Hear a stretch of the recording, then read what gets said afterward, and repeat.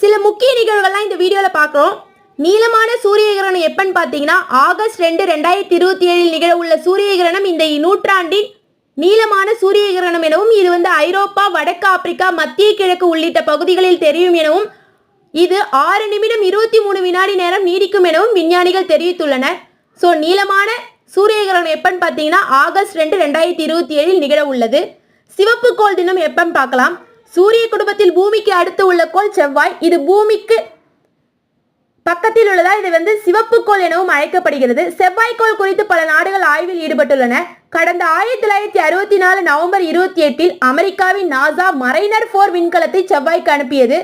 இது 1965 ஜூலையில் செவ்வாய்க்கோளின் சுற்றுவட்ட பாதையை அடைந்து அதை பற்றிய புகைப்படங்களை அனுப்பியது.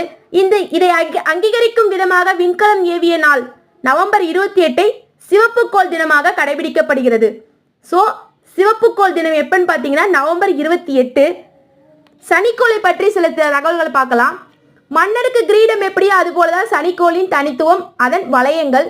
லட்சக்கணக்கான ஆண்டுகளுக்கு முன் உடைந்த பனிக்கட்டி நிலவுகளின் குப்பையில் இருந்து அதன் வளையங்கள் உருவாகி இருக்கலாம் என விஞ்ஞானிகள் கூறுகின்றனர். சனிக்கோளுக்கு தான் அதிக நிலவுகள் உள்ளன. எவ்வளோன்னு பார்த்தீங்கன்னா 274. பூமியை போல 26.7 டிகிரி அச்சில் சாய்ந்துள்ள கோள் எதுன்னு பார்த்தீங்கன்னா சனி. சூரியனை சுற்றி வர 29.4 ஆண்டுகள் ஆகிறது.